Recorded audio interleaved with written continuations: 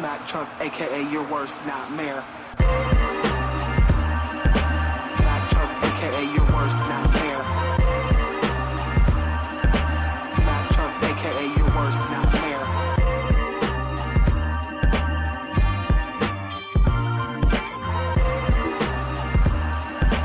Mac Truck, Mac Truck.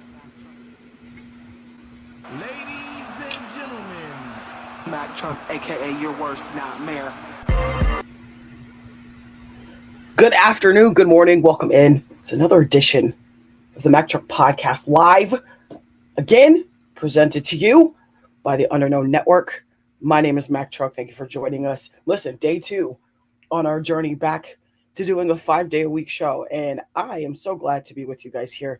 Again, my name is Mac Truck. Thank you for joining me here on the Underknown Network, presented to you by the Underknown Network, as well as the TikTok street, TikTok Live itself, and StreamYard. Thank you for joining us. My name is Mac Truck. Listen, we got a little bit of a shorter show for you guys today. Okay, like I said, kind of just like yesterday. Not really much happening in the world of sports. I could go into a rabbit hole in terms of the MLB trade deadline, but I'm going to save that for an entire episode in itself where we talk nothing but baseball, WPBL, and MLB. So we will be hopping into that in a later show. Today, we just got two smaller topics, but lots of detail. Going to kind of discuss the contract disputes with Baker Mayfield, as well as just kind of comparing his stats to what's been happening in terms of what he's looking for contract-wise.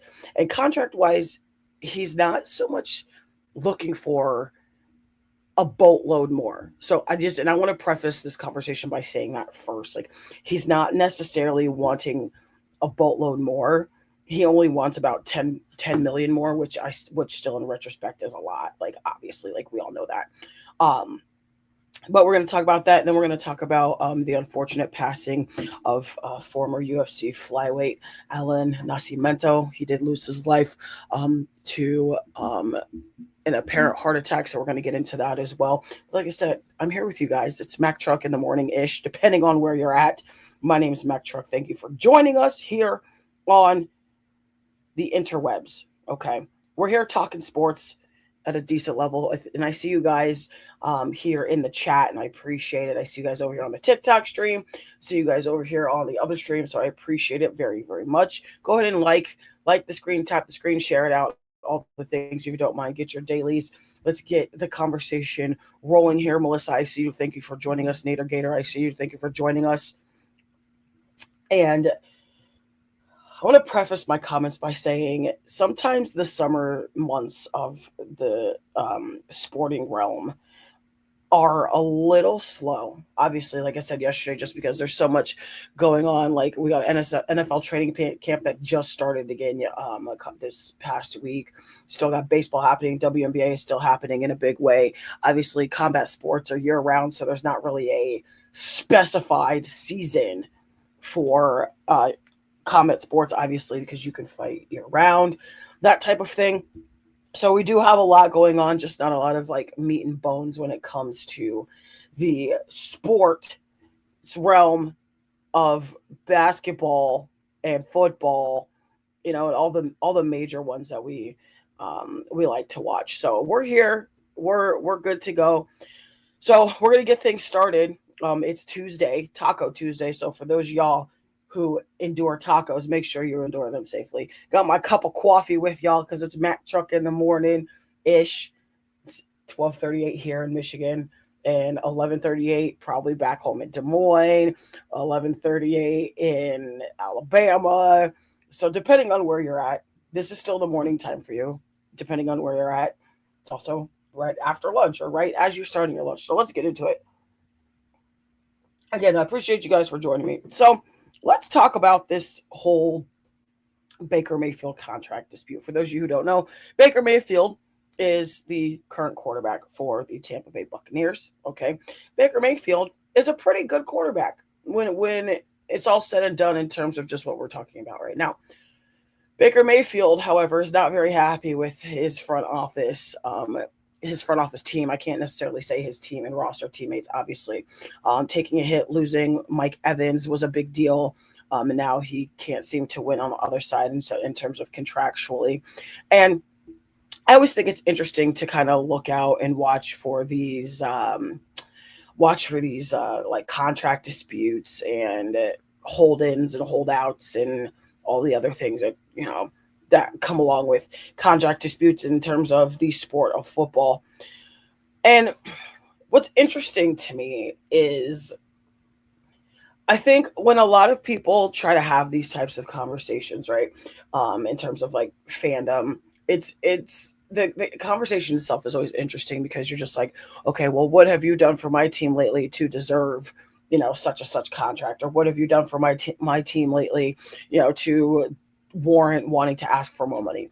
And I mean, and a lot of these questions are pretty decent at like they're pretty good questions. Like, it's Donna, thank you for the daily heart me, I appreciate it. Some of these questions aren't necessarily like negative things to ask, like, because a lot of organizations are going to ask, well, what have you done for us since the last contract? Like, how have you helped impact the team? How, like, all of the generalized questions that help form the answer in terms of monetary extensions. And that's not just in sports, that's also like in the real world. I mean, we're so close to getting to be able to make that community gift for the truck tunnel. So that's the current goal, is to grab those next set of 50 Heartme's and fans so we can start kicking off. And also big shout out to Big Country over on the TikTok sphere. If you know, if you were in the live this morning, the community live this morning, what it's all about over there. Also, again, big shout out to the Underknown Network, because without them, I don't have a huge platform. And I appreciate the fact that I'm here with y'all talking sports. Listen, it's Fever Hawk Tuesday. Anybody knows me, we wear Fever Hawk on Tuesday, which is normally when we talk about our female sports, but we're going to get back into our female sports cycle here in the next couple days, but it's still Fever Hawk Tuesday. Okay. See the shirt on the screen, grab it. In my bag apparel, the official sponsor and partner of the Mac Truck Podcast, founding member of the Underknown Network. Okay, that's all you need to know. Appreciate the shares and the reposts and all the things. Make sure we're tapping the screen. Let's get this show rolling. So as I said, Baker Mayfield is a pretty good quarterback. As we know, Baker Mayfield's a pretty good quarterback. And now that Baker Mayfield currently does not have a contract extension, if you've watched football, if you've played football, if you just know generally how football works, you know that in terms of Baker Mayfield, I should say, not just football in general. However, what I will say is, historically speaking, Baker Mayfield has been known to play out of his behind in the realm of being an underdog. Okay, Baker Mayfield has genuinely enough come into every section or every chapter of football in his life with a chip on his shoulder, kind of just backs against the wall. And like I said, every time that he has done something like this or had this type of situation come about, he's statistically played better. So let's check some stats here, because I finally was able to get back in to get the stats for the past 3 seasons. So the past 3 seasons, starting, we're going to go from 25 to 23, 2023 being the last time he signed a contract. So the contract that he's on currently. The essential contract was 3 years, $100 million, with 2026 cap space at $40 million for that third year. Now, in 2026 to essentially, I can't talk this morning. Essentially extend the contract, I would assume, for another couple years for that $10 million cap base. And I would assume probably $5 or $6 million guaranteed this year and the rest on the back end. So in 2025, Baker Mayfield threw for 3,693 yards, which put him at 10th place overall across the 32 quarterbacks in the league. Went for 26 touchdowns, tied for 7th in the league last year, and threw 11 picks, which was 11th in the rankings for QBR and interceptions, and then his QBR itself was 61.3. That was just alone in 2025, last year's NFL season. Now, if we go back 2 years from then 2 years from now, 2024, Baker Mayfield went off. And this stat line alone in terms of 2024, the jump from 23 to 24 and the jump from 24 to 25 is what we're specifically looking at right now as we're talking, in terms of where that answer to that question lies as far as what have you done for me lately. So back to the stat line. 2024 Baker Mayfield, 4,500 yards, 41 touchdowns, 16 interceptions, and a QBR of 58.4. So QBR was a little bit down, but receiving yards or passing yards rather was just about 1,000 more than what he had the last season in 2025, and then 41 touchdowns, obviously just about 16, 17 more than the 2024 season, or 2025 season, and then obviously more picks. With more touchdowns comes more pick opportunities, obviously, so you increased the picks there, and then QBR went down just because obviously you're passing the ball everywhere. It's giving more chances for the ball to be picked off on incompletions, all the things. Now, dropping to 2023 is also probably one of the years that they're looking at. And again, I appreciate you guys being here in the chat with me. Thank you so much. I appreciate you guys being over here on the other stream. Got 2 different streams, 1 live show, and I'm here to be with you. If you're just stopping in, we're talking the Baker Mayfield contract dispute with him and the Tampa Bay Buccaneers. So that's what we're talking about right now. And we're going into the stat line for 2023 in terms of the reasoning as to why Baker Mayfield feels he needs the money that he is going after. I completely understand it. 2023 had 4,044 yards, 28 touchdowns, 10 interceptions, and a QBR of 55.1. So obviously, if you're going in chronological order, you see that the between 2023 and 2024, he had just over 4,000 yard passing season. Then going from 24 to 25, it did regress a little bit, just because of injuries, just because obviously like time and attrition can affect how players are catching the ball, getting readjusted, all the things. So personally, I don't necessarily think that Baker Mayfield is wrong for wanting more money. I don't think he's necessarily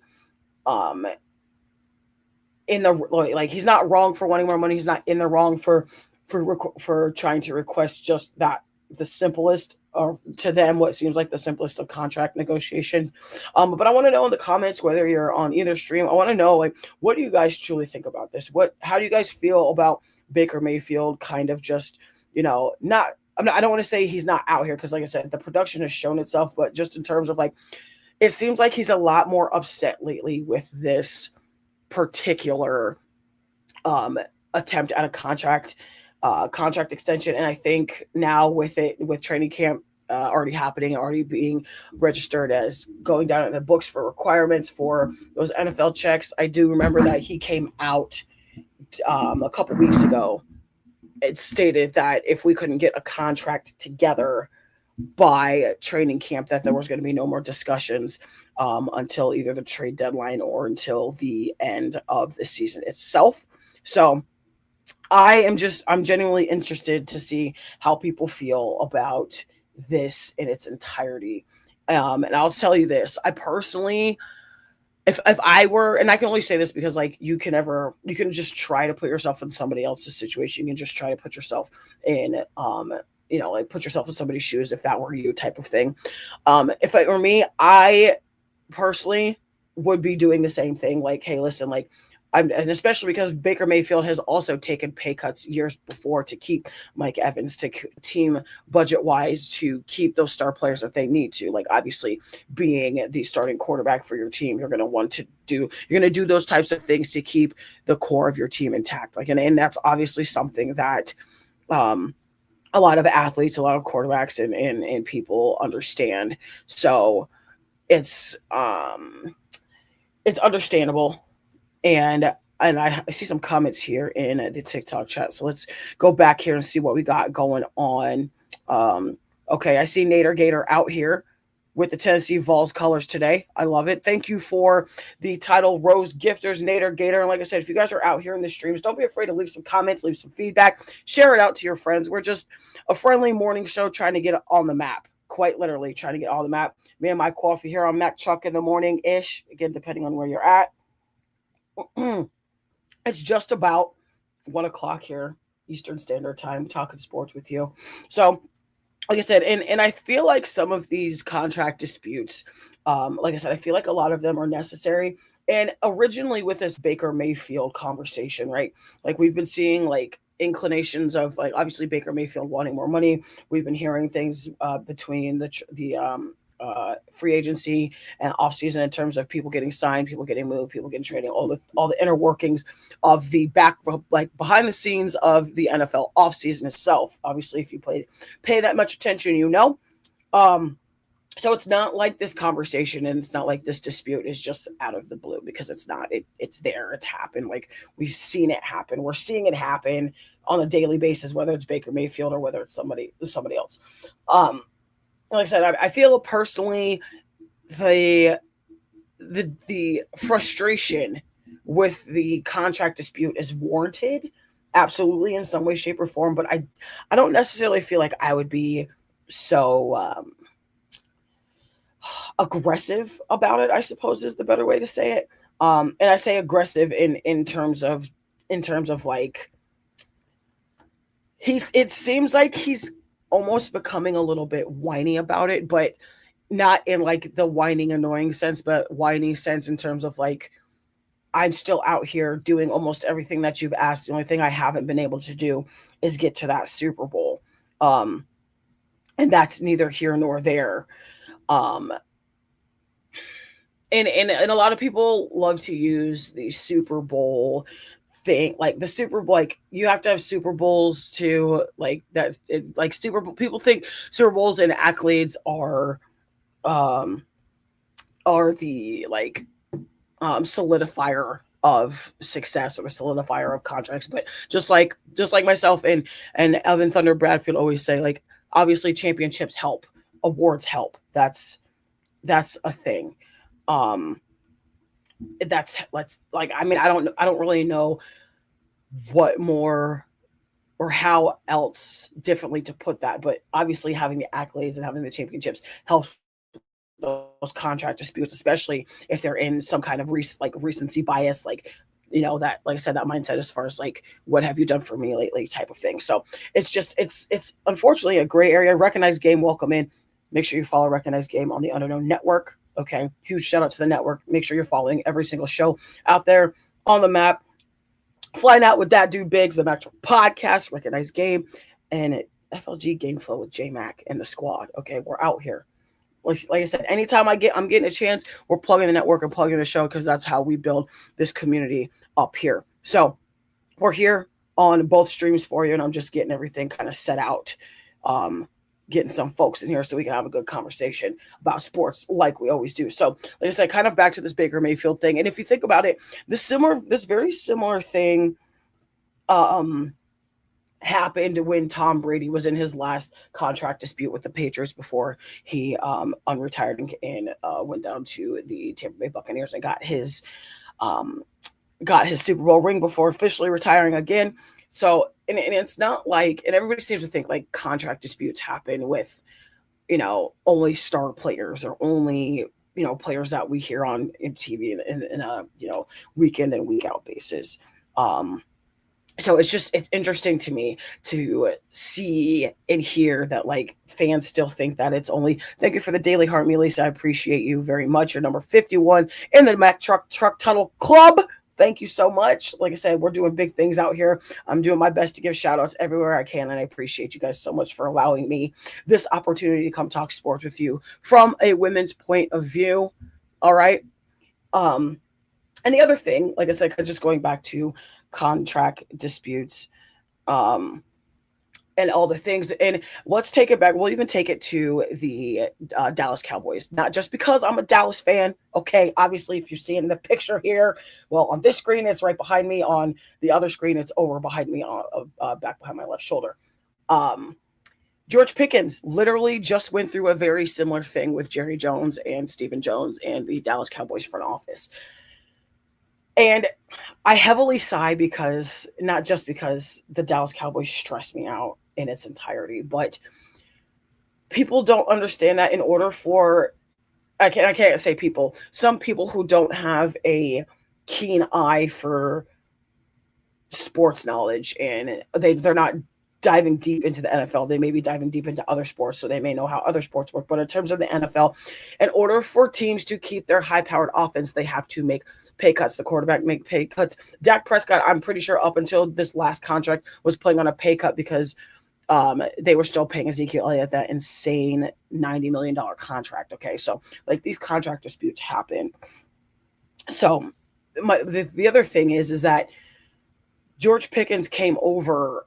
We ended up almost getting George Pickens pretty cheap. Got him from the Steelers 2 seasons ago. Balled out last season. Is about to ball out this season. He is playing on the $27.7 million franchise tag for the Dallas Cowboys as it is right now. He was trying to hold out, and I know you guys remember that because it was kind of all over the news and all the things. So the biggest thing for me in terms of just the Dallas Cowboys contract, well, no more contract disputes because everything's been signed. George Pickens is reported to. He went to some OTAs and went to obviously reported to training camp. So, but during that dispute, it was a very similar thing as far as Baker Mayfield. Baker Mayfield was in a nutshell trying to hold out to see what the Tampa Bay Bucks were going to offer him. I also know that they were waiting for like some inclinations of like Matthew Stafford and things like that, trying to come through to see if there's going to be a reset in the market, all the things. Thank you for the Daily Heart Me. I appreciate it so much.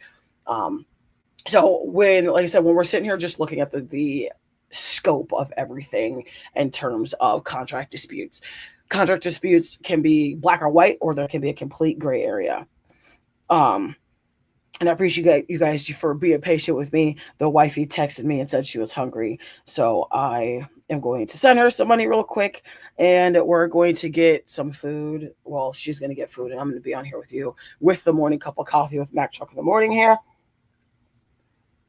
And even when it's still not super, super hot, it's still really good because I'm an adult and I live off of coffee and caffeine. So, like I said, the contract disputes literally happen in every sport. And I don't understand why some people don't think that contract disputes don't happen in other sports outside of the NFL. Like, and maybe I'm just overthinking. Maybe I'm just overthinking it. I don't think I am, but I don't necessarily think that some contract disputes require so much brain power, if that makes sense. It's like I said, contracts and extensions and all the things with all the sport, like all the professional, the power pyramid of professional sports, obviously MLB, NFL, WNBA, NBA, those types of things, some Team USA sports in terms of like sponsorships and things like that. So contract disputes, sponsorship disputes, extensions are always all a thing. The one thing I will kind of take it back to, just to kind of bring it full circle, is kind of like I said at the top of the cast, is when Baker Mayfield is doubted or has a chip on his shoulder or feels like he's been slighted, he's played some of his best football.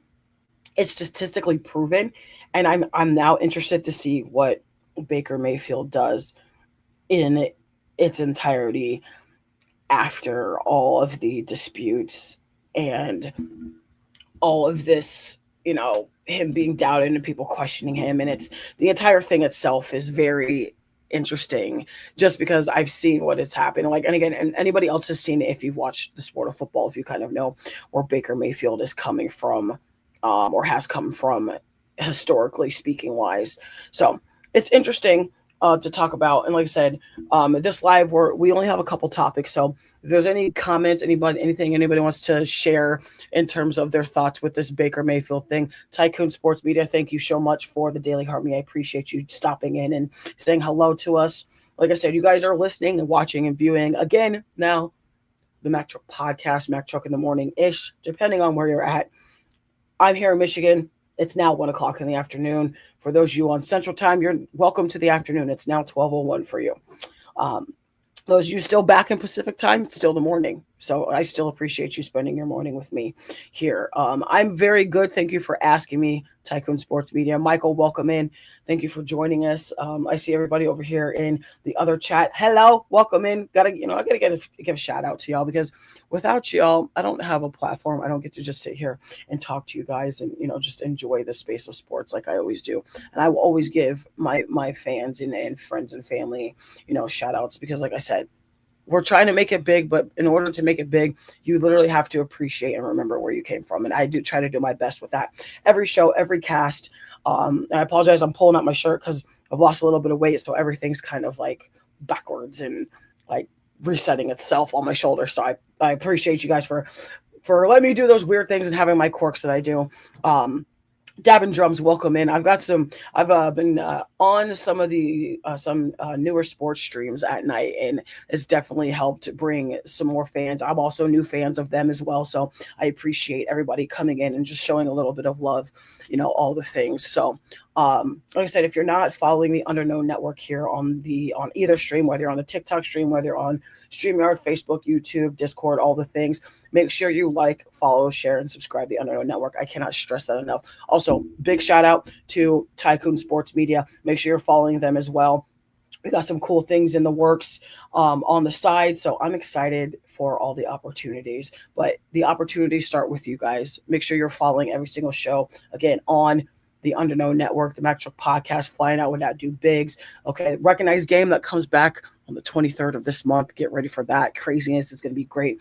Okay, FLG Game Flow with J-Mac on the map, as well as on the map music reviews. Again, everything in the Underknown Network. Make sure you're following everything. Everybody, make sure you're following In My Bag Apparel. And right now, when you shop online on the TikTok shop, as well as inmybag.bigcartel.com, and use the code word truck, you'll get 15% off your entire first order.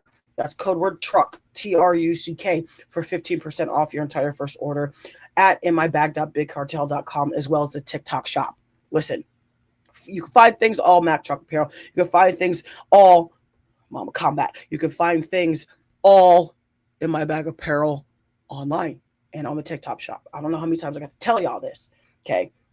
Always here showing love to the family. Always here showing love to the sponsorship, the Foundry, and the network. And also, listen, on the maps in the comments, listen, on the maps out here today. I need y'all to understand that. So make sure you look in the comments for the next guest of On the Map tomorrow at 2 p.m. And I am not going to butcher that individual's name, but just know that they are very important. And when I get better at name announcements, I will absolutely plug them. I never want to disrespect somebody by mispronouncing their name. So, Khaleesi, welcome in. Also, for all things video game content as well, make sure you're following Khaleesi here on the TikTok sphere as well. Need y'all to understand that.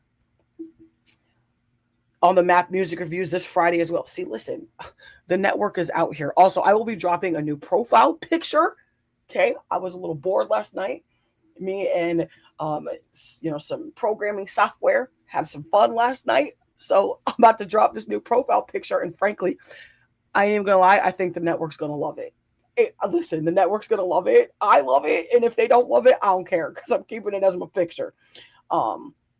So I'm glad to be here. I'm lucky to be here. So like I said, kind of just wrapping up that first part, we were talking about the contract disputes in terms of Baker Mayfield and what he has been looking for, what he was hoping for. But now, again, like I said, since training camp has started, he has already put a halt to the rest of those conversations. And he did that just before the beginning of training camp itself. So like I said, in the comments, whether you're here or there, I want your feedback. What do you guys think about this entire thing when it comes to Baker Mayfield and the contract disputes between him and the Tampa Bay Buccaneers?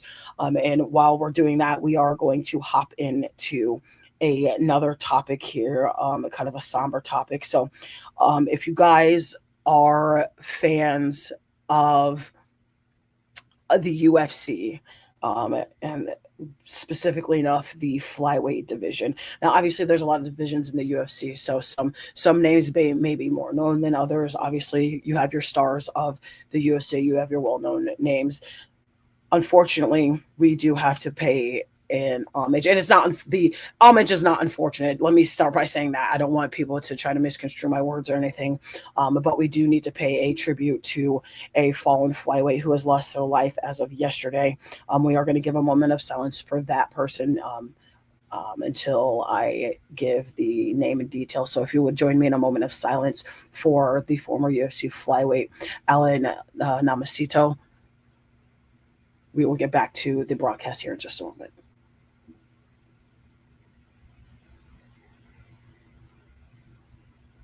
Thank you guys for that moment I appreciate it. So listen, here is the thing. We know that um, death is a thing. Death happens.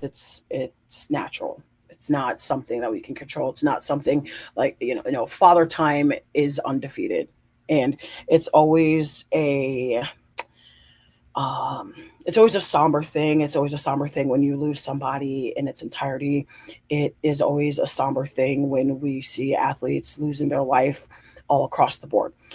So, like I said, I wanted to give a shout out to Alan Nacimento, excuse me, for losing his life. He was found unresponsive on Monday afternoon at the age of 34 to an apparent heart attack. And you can find this information via Brett Okamoto, MMA and UFC insider for ESPN. You can also find the information in terms of Baker Mayfield and the contract disputes on ESPN.com and NFL.com, obviously, as well. We always make sure we try to cite our sources just because we don't have those cool credentials yet. So that's where we're getting to, and you always want to make sure you give credit to the information that you found. So, as I was saying, UFC Flyweight Allen Nacimento passed away at 34 years old, was found unresponsive yesterday afternoon from an apparent heart attack. And he was pronounced dead on the scene Monday afternoon. He was 4-2 in the UFC with a 22-7 record. I don't believe he was quite ranked yet, but I do know that he was working himself into the top 15, top 10 in terms of his tenure as a UFC fighter. And before coming on to the casting today, and again, I appreciate you guys for joining us. We were doing some research here. I was talking to actually one of my UFC. I have an UFC insider friend specifically, and it's kind of great. So I was talking to that person again. They were just giving me some of the same information that Brett Okamoto had already announced. So I appreciate that, having that point of contact. But it's always rough to talk about death in the biggest way possible, in terms of when an athlete dies, when a celebrity dies, when anybody loses their life. I have a lot of close friends, and I've seen a lot of just passing of life and things have happened, especially in 2026. So it's just like, how can you wrap your head around those types of things? So it's definitely frustrating to see it happen. It's definitely upsetting to see just the natural things of life happen. So we give our condolences and positive vibes to the Nacimento family. Also, Alan Nacimento was also representing the Shoot to Box Boxing Club out. Well, there's several different sectors, but I know the most notable one is in Rio de Janeiro, Brazil. Some of the best fighters have fought out of there, including Jose Aldo and Chris Cyborg as well. So big shout out to Diego Lima and the Shoot to Box Club, MMA Boxing Club as well. So, like I said, we only had the two topics to talk about. So now I just want to kind of have a discussion with y'all. If you have any questions or concerns, have any topics you want me to talk about in the chat, I appreciate it. Alfonso, welcome in. Wes, welcome in. Everybody, welcome in. Again, Mac Truck in the morning-ish here via TikTok stream, via the Underknown Network. Okay, we're here, still having a cup of coffee. Alfonso wants to talk about Bjorn Robinson. All right, what about Bjorn Robinson do you want to talk about, my friend? Wes, Twin, all of the things. I see you guys in here having some fun. Cajun Lady, welcome in. I'm glad you guys are joining me here again via the Underknown Network. Please, please, please make sure you are following everything on the network and following all of our affiliates as well. And make sure you're following each other, because we're all sports fans here. And the best way to grow the world of sports fandom is to find new friends, find new sports fans. Like I said, I've been in a lot of chats, late night panels, now that my schedule is completely backwards from what it used to. So I've had a chance to be in the late night realms. So I'm excited to be here with y'all. Twin wants to talk about the WPBL. You should have been on yesterday when we covered opening day, but this is what we have a daily show for, so we can circle around. So like I said, drop your comments, drop your topics. Make sure you give me as much detail as possible so we can elaborate on that. So I do also want to say, just kind of going back to touch on the WNBA, because we only kind of touched on the just the outer face of this Kelsey Plum trade to the Phoenix Mercury. So now again, Kelsey Plum gets traded from the LA Sparks to the Phoenix Mercury. So now she'll be playing alongside of Kalia Copper, DeWanna Bonner, and Alyssa Thomas, which interestingly enough, I still don't quite know how that fits. Like I said, like I kind of said yesterday, unless the Phoenix Mercury decides to make KP the all out point guard, is like one way I could see it. I could also see if if they're switching around Kalia Copper and Kelsey Plum. Like I could see it. There's so many ways that they could play this. So it's just interesting to me. But I honestly still just want to know why the LA Sparks decided to just almost kick Kelsey Plum to the curb.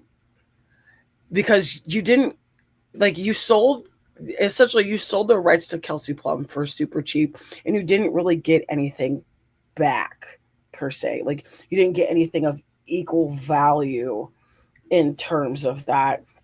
Alfonso said, I didn't like the trade. The Sparks could have got more. That's kind of where I'm at as well. It's like I feel like for a player of Kelsey Plum's caliber, obviously NCAA scoring champion, WNBA champion with the Las Vegas Aces, while you are willing to just give her up for what seems like, so, well, not even what seems like, but what is for a very small price, it makes no sense. And and now that I think about it, this has bothered me for a long time. This has absolutely nothing to do. Well, it has a little bit to do with Kelsey Plum, because Kelsey Plum was on the Vegas Aces for a long time.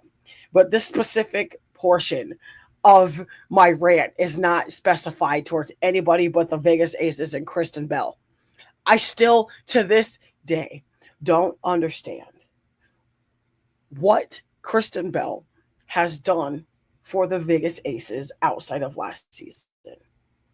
Okay. Can an Aces fan or somebody that follows the Aces even in its entirety outside of just being casual, what has Kristen Bell done for the Las Vegas Aces? Like I'm truly asking, because it seems like the Aces have given up some of their better players and some of their best players, but Kristen Bell is still on the team, and it seems like every single game she doesn't suit up, or she suits up and she's just a bench rider. I mean, I guess I'm just trying to figure this out. I don't want to call it hate, because I don't think she's a terrible basketball player. I think she's actually a really, really good basketball player, but I don't understand what the big hype is around Kristen Bell, or what it was, I should say. Let me rephrase that, because I don't ever want to discredit or discount somebody's ability. Obviously, if you're in a professional league, you're doing better than 97% of us. Okay. If you're even on the bench for a professional team, or, bench roster, practice squad, you're doing better than a lot of people in its entirety of face. And I see comments down here from Twin West. Maybe they couldn't afford them, or just for the show. I feel like that's also part of it. I feel like a lot of these trades is just like, obviously to build like, popularity, get the algorithm going, those types of things. But at what point do you sit there and be like, what was the point of that trade? It makes no sense to me. I don't know. Maybe I'm being too harsh. I'm a logical thinker. I try to see things from a logical point of view.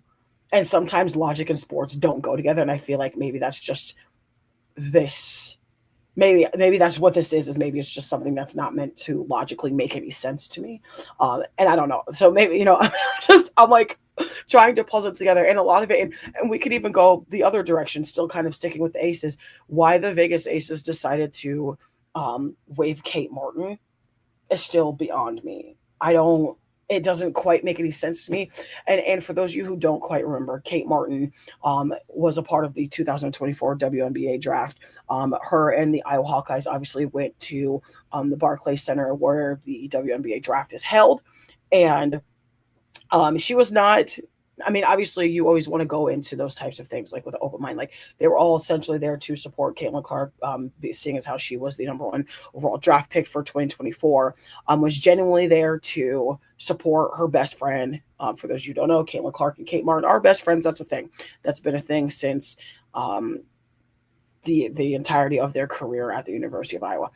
Anyway, so obviously Kate Martin, the Hawkeyes, Jan Jansen, Lisa Bluter, all the team was there. Caitlin Clark gets picked, Angel Reese gets picked. They go down the line. Camila Cardoso gets picked, and then the bombshell drops. Number 18 in the WNBA draft for 2024 went to Kate Martin and the Vegas Aces. And it was probably one of the biggest shockers of that season because she wasn't necessarily projected to be drafted, let alone in the very first 2 rounds. So it's very it was very much surprising. And another similar story as Caitlin Chen. Caitlin Chen went to Princeton and then transferred to UConn and played her last season over in UConn and got picked almost the exact same way. Was there to support AZ Fudd, was there to support Paige Beckers, and ends up getting picked number 18 as well in last year's draft. So like I said, the conversation I guess around just some of these team decisions as far as salary cap and waivers and trading just never makes any sense to me. And I see some comments down here in both streams, actually both of them very similar comments as far as it being like a money grab, kind of just people throwing money out there in the open. So it makes a lot of sense. Like obviously you want to be the big person on campus, all that type of thing. So I definitely understand. And I think another way that we could kind of look at this as well is just like, how do teams want to be perceived as spending their money? How do teams want to be perceived as coming off just on the outside in its entirety? So it's, all these questions are very pondering, and you can, take this question pretty much any sport. In fact, we could kind of just get into it with the NIL in college football. And I was having this conversation with some of my late night panel.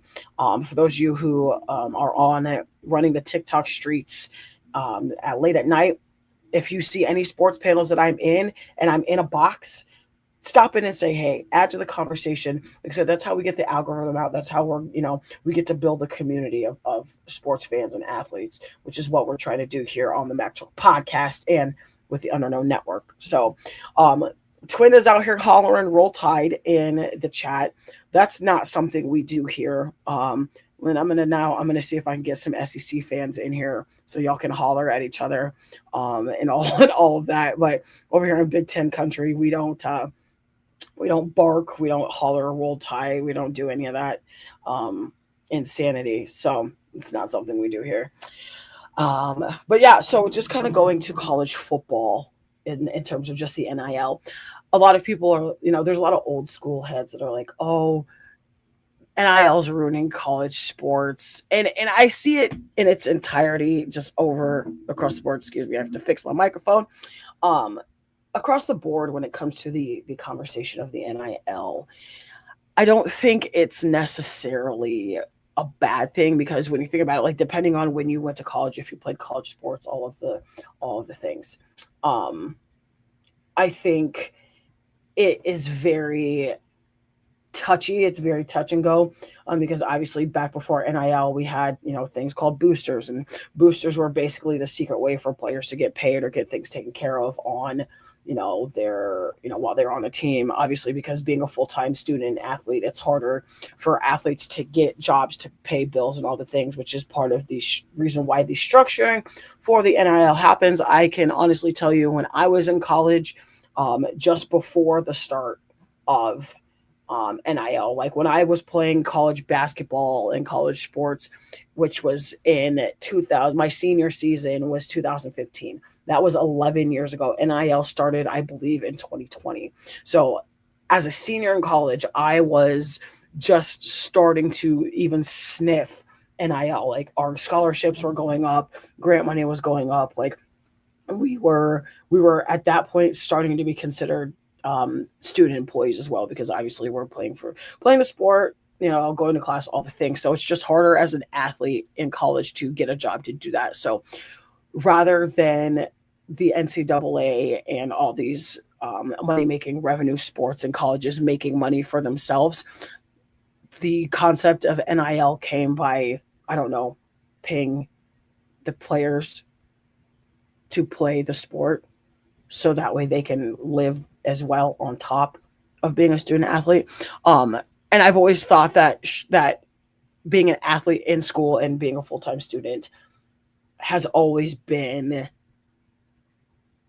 the issue. Is I'm working full-time, going to school full-time, and being an athlete full-time. So if I could find a way to make money while I'm in college playing the sport, or have student athletes be able to make ways to have, earned income through the college program to pay their bills and all the things that they need for school, why not do that? And the fact that it's taken this long for it to happen is crazy to me. The other thing I'll say is just kind of going back to the conversation of NIL. And this was probably now, let's see, it's 2026. So this conversation happened, I believe, in 2024. So just about 2 years ago, that the NCAA reinstated Reggie Bush's Heisman because they went back and basically repealed all the issues with the booster system that they had, and basically said that now that we have the NIL, people that were getting paid, grants by boosters and things like that when they weren't supposed to, and now we're legalizing it for the entirety of college football, or college sports, I should say, but just specifically enough football in its entirety seems to be the main driver of NIL in terms of that. So I just think it's interesting that we're now having this conversation in terms of, players going from one school to another to get more money, essentially. And it's really not that far off from professional sports. The only thing is like, if I'm a player in the NCAA for any sport, and I only have 5 possibly promised or guaranteed years of eligibility to relearn my craft, get really good at my craft, try to break some records, whatever that looks like for my personal goal as an athlete, and I only have 5 years, I am telling you, I'm probably not hopping from portal to portal or team to team to try to receive the rest of that, the rest of what I feel like my monetary value is worth. So I think it's just very interesting to kind of see how some of these players and teams work. And I'll tell you, the one thing that surprises me is kind of just being specific when we're talking about the NIL in its entirety, is we're really talking about Clemson and Dabo Swinney and how he still to this day doesn't use the transfer portal. I don't really understand why, but I think a lot of that has to do with the NIL. Like, if you're going to come here, you're going to, like, they want somebody that's fully committed. That's going to be like, I want to invest most of my years at Clemson, and, they'll probably end up paying you a good amount for it, depending on your position, 5-star, 4-star, all of that. So it's interesting to me. It's also interesting to me how the NIL has changed the shape of college coaching and football as well. I.e., obviously, Nick Saban retiring from his beloved Alabama Crimson Tide football program. 17 championships, 18 championships, and a lot of those at the helms and lead of Nick Saban. Obviously, Nick Saban being an older coach, old school coach, old style coach, however you want to look at that, is, he kind of got out at the perfect time, right as NIL was really, really ramping up. They found a newer, younger head coach with Kalen DeBoer. Obviously, Nick Saban still has a lot of pull over there. Like, he still has an entire office and everything at the University of Alabama, being an advocate for the Crimson Tide in its entirety outside of head coaching. So it's obvious that Nick Saban presence is still there. But him just being the old school coach that he obviously is known to be, who he has been, just going through the coaching tree and all the places he's been, him getting out during NIL when, not necessarily knowing how to maneuver a football program around the nuances of NIL is, I think, what's driving a lot of these newer, more nuanced head coaches into some of these bigger school productions in terms of sports. And a perfect example, and this is more like the opposite, I suppose. We could take Bill Belichick. Bill Belichick went from being the head coach and being one of the best defensive minds and most winning as head coach, as you know, in terms of Super Bowls, with Tom Brady, with all the installments of the New England Patriots. He went from being the head coach in the Patriots um, organization to being the head coach at the University of North Carolina. As an old school coach, you're coming into a 2025-2026 season with a bunch of 18, 19, 21 year olds, and you're expecting them to understand how you coach football when really you have to understand what era you're in terms of collegiately. Obviously, like anybody who knows Bill Belichick, any player that ends up on that North Carolina team is going to be forever grateful, is going to be like obviously in awe when you walk into a building and you see like Bill Belichick's my head coach. Like this is insanity. Like if you've ever been a football fan in life, and your child or your athlete goes to one of those schools and you have one of those legendary coaches, it's just like very mind blowing, and it's very like shocking, and it's very like, oh my god, like this is a thing. But in reality, it's just like while those players are learning, Bill Belichick and his coaching staff are learning because they've never had to deal with having to pay players directly. Like they've always had a front office in terms of like um the front office being able to make those contract decisions. Like obviously you're going to have a say as a head coach and like what you think they should get paid, what you think they're worth, that type of thing.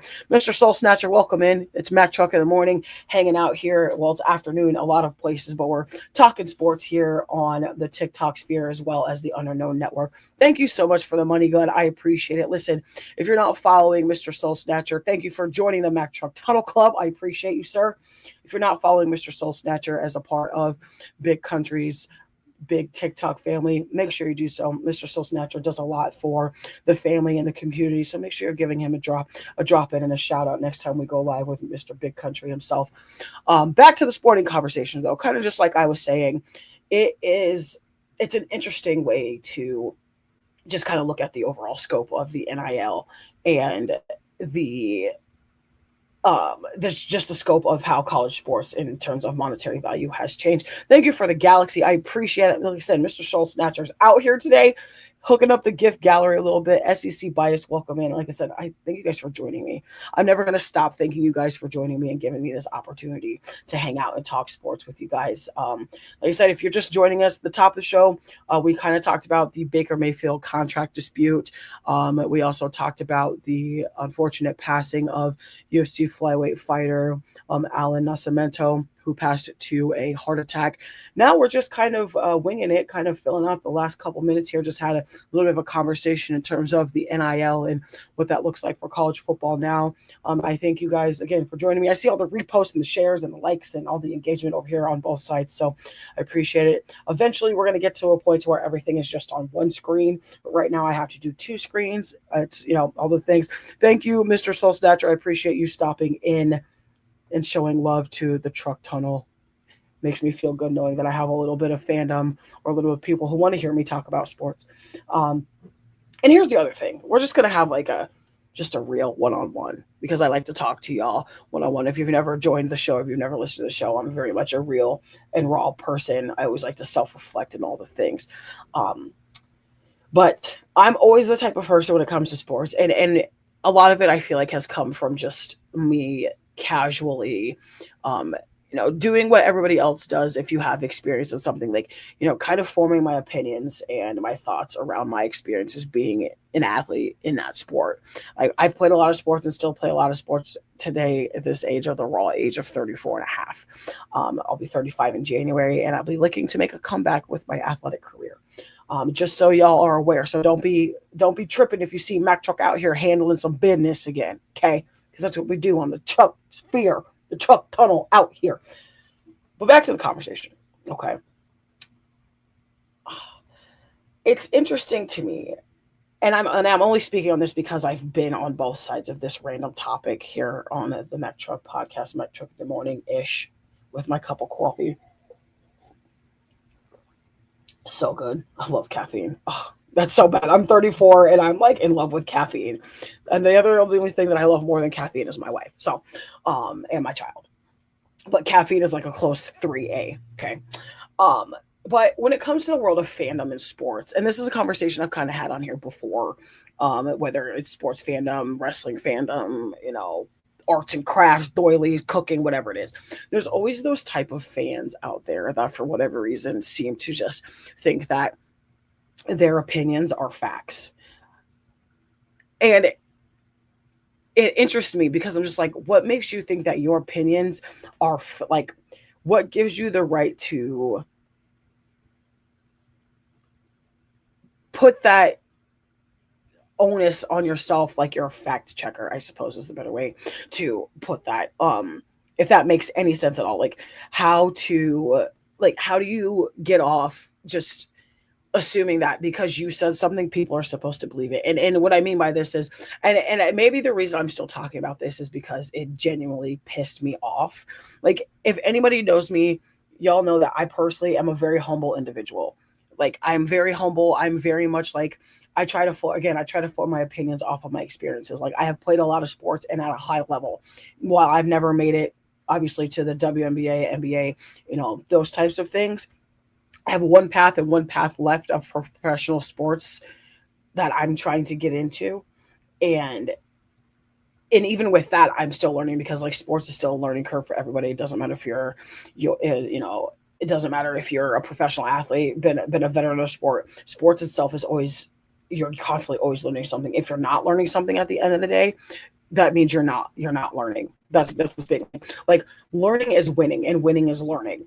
Like, that's the thing, is like, and I take this quote from Conor McGregor a lot because this quote has gotten me through so much. Like, if he in a nutshell, he's basically saying, like, he's like, I never lose, I always learn.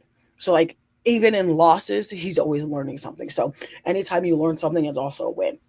But a couple months ago, like I said, and I'm only still talking about this because it genuinely pissed me off. And I think a lot of people try to attack me for my, like, it's because sometimes I can come off very abrasive and very argumentative when I'm not trying to be argumentative. It's just like, I'm very passionate about this world of sports hour, and I'm very passionate about, getting people to look at all points of view, not just mine, not just somebody else's, but being able to open up your mind and be like, okay, I don't necessarily agree with that, but I can see why you would say that, or I don't necessarily disagree with that, but I need more, like, type of thing. I'm always trying to challenge myself and other people to look outside the box, especially being a woman in the realm of sports. It's 2 times harder because I have to sit there and, like, what it seems like sometimes overcompensate when 97% of the time I can just give an educated, answer, or give an educated guess, or, ask a question or whatever. And a lot of those people would, um, would start to understand and start to see, like, oh, like, she knows what she's talking about, type of thing. But a couple months ago, somebody told me I needed to find humility in sports when it comes to my opinions. And all this was stemmed off of a conversation I had posted on another social media platform of mine, um, as far as women's tackle football. For those of you who don't know, women's tackle football does exist. That is a thing. Um, it's also a very popular and prominent thing the more the years go on. There's 3 prominent women's tackle leagues. Like I said, if you've been following my winter project that I did, I covered a lot of information from the WFA, the WNFC, and the AWFL in terms of the historical value that women have brought to the sport of football. My original goal was to try to get the Pat McAfee show to cover women's tackle football because they are football heads. That's like their thing. That's like their niche. Like, they cover other sports, kind of like I said, but I really was gearing on trying to get them to talk about women's tackle football just because it was, the winter, it's a lot of the off season, that type of thing. So, and somebody in my comments on another platform was basically telling me that women's football players don't deserve airtime because it's not popular. And I said, well, in order for you to know if it's not popular, you would have to watch a game. You would have to actually invest a little bit of time and put your bias aside to know how popular women's tackle football actually is. And I'm obviously saying that because I've played in the women's tackle league for 15 years.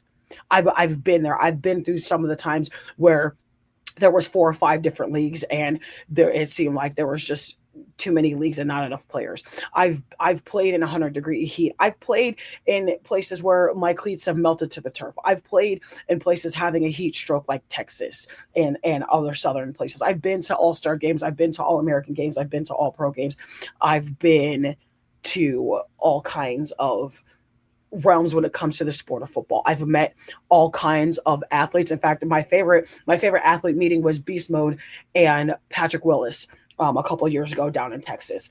I've seen this from a different perspective. I've seen this from a player's perspective. I've also now seen it from a fan's perspective. And my vision and my opinion doesn't necessarily change with now being on the fandom side because I'm no longer playing and I'm retired.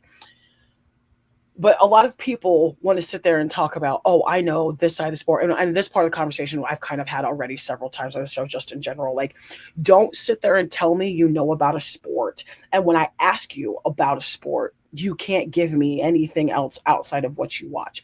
And that's the biggest misconception with sports is people will say, oh, I'm a basketball head, or I'm a boxing head, or I'm a NASCAR fan, or such and such and such and such. So when somebody who genuinely either doesn't know about the sport or doesn't quite, pay attention to things outside of their teams or outside of their favorite athletes, and you ask them about it, they look at you dumbfounded in a way like, oh, there's another side to the sport. Well, yeah, there's another side to the sport.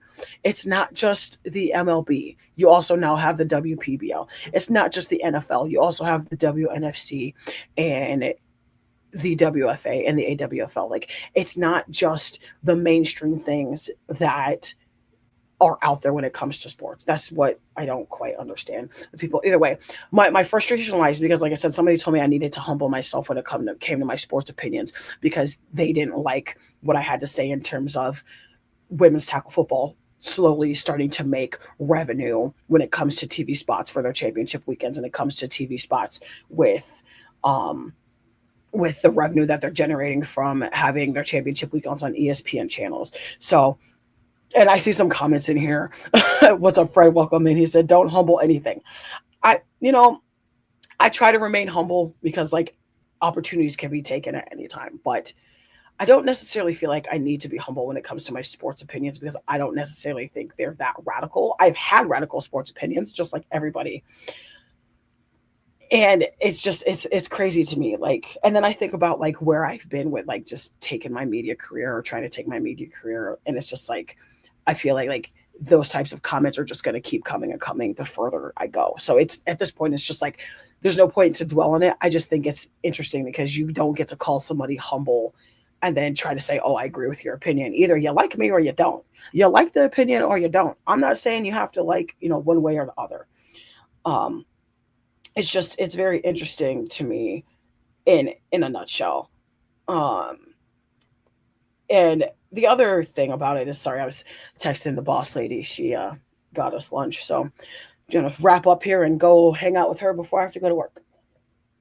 No, it's just always interesting to me how people try to make perceptions and just across the board about how they think I should do things or run things. Like I said, if you haven't been here since the beginning, and I'm not blaming you if you haven't. I'm just stating in terms of how you think I should run my show and how I see things. If you haven't been with me since the beginning or you haven't added to what I'm doing now, I don't want it. Alfonso, I don't think Ryan Clark should have gotten laid off. He stood up for himself. Listen, we're going to circle back to that here just for a little bit, and then we are going to close out the show. In terms of Ryan Clark, I largely agree with you. I don't necessarily think he should have gotten laid off, but there was a lot of other big time names that got laid off as well. I know the one of the most senior MLB reporters and TV pundits got laid off as well, and his name seems to always slip my mind because I normally get all of my baseball information from the three-letter sports network that is Fox in MLB, obviously. Yeah, there you go, Carl Ravitch. He got laid off as well, which is crazy to me. Linda Cohn retired, so that that was another hit on the network as well. So it's just like, I don't necessarily think ESPN took that in the right light. And if you guys watch the Pivot podcast that Ryan Clark has helped build as well, he goes on there and thoroughly explains and thoroughly talks about how devastating and upsetting it was, and how he thought a lot of his being let go had to do with the one-on-one incident that happened between him and Pete Thamel. And after hearing that, like, just rehashing that incident in terms of the conversation they had with college football and everything, it makes sense as to why he would think that, but I also think it's a bunch of BS. Schrager, that's what it was, Peter Schrager, not Pete Thamel. Too many Pete's on too many networks. Alfonso and one other person both said that they think Pat McAfee's deal played a part in it. Pat McAfee, though, hasn't signed the big deal yet. I know a lot of people have been saying, like, him getting ready to be paid like $65 million or some insane TV deal. And I'm not going to sit here and say that he doesn't deserve it. I just don't necessarily think that making those types of layoffs like ESPN did needed to attribute to the deal. Like, there's other places they could have cut cost if they are really trying to pay Pat McAfee like that. And I also think a lot of it has to do with, like, the old school feel of ESPN is no longer there from what we grew up with in the 80s and 90s and all the things. It's definitely a different vibe. And I know a lot of my close sports correspondents and pundits and colleagues and friends and everything have told me that they've religiously stopped watching ESPN, with the exception of a couple shows. And I largely am on that same train. I've been getting a lot of my information from other places. So, I see the Underknown Network itself, RC, should have gotten Stephen A's money. I absolutely agree. You're not going to have any arguments with me from here. But listen, Mac Truck in the Morning, we're done. We only had a little bit over an hour, but we are done for the day. Getting back on the bench until tomorrow morning. I appreciate you guys for joining me here on Mac Truck in the Morning-ish, depending on where you're located. My name's Mac Truck. You can follow us here weekdays from 12:30 to roughly 2 p.m. Eastern Standard Time, 11:30 a.m. Central Standard Time, 10:30 a.m. Pacific and Mountain Time. Okay. I will possibly be back. I don't know if I'll be back on my own stream. I do know that I have to go do some mod stuff over in Big Countries Live as well, hanging out over there. But if I go live later tonight, all the things, we'll have a little bit more of an uncandid conversation, if you will. For myself, my name is Mac Truck. Thank you for listening and watching the Mac Truck podcast. Mac Truck in the Morning, presented to you by the Underknown Network and all things you. TikTok stream, fans, friends. Make sure you like, follow, share, and subscribe to all things Underknown Network, as well as every show out there. MC, thank you for the daily heart me. I appreciate it. Make sure, again, like, share, and subscribe. Make sure to also follow the Truck Pod page, okay? I will more than likely start going live over there. So if you are not following the Truck Pod page, go do it. In fact, it's tapping on the screen right now and it should pop up. So if you see that pop up, go follow the Mac Truck podcast page. We're going to have clips and content out there. I just got some old school memories from a couple years ago that I'm going to post on there, repurpose for some content. So we're going to get that going as well. Appreciate all the love. MC, thank you for joining us for a short time, like I said. And make sure you're checking out the both social media stories for that Showtime flyer, posted 5 days a week. Like I said, 12:30 Eastern to 2 o'clock Eastern Standard Time itself. Make sure you come hang with us. Bring your friends. Bring your topics. We're going into a little bit different direction in terms of a live show, not necessarily keeping it as formal as we do with the radio edit. We will still have a radio edit out there. It just won't be for a little bit because, like I said, 97% of things running through the Underknown Network. So I appreciate you guys. Thank you so much. Like, tear, share, and subscribe, all the things. Make sure you're getting your 15% discounts at inmybag.bigcartel.com. and the TikTok shop for all things Mac Truck apparel and in my bag apparel as well. My name is Mac Truck. I appreciate you guys. We'll see you on the other side.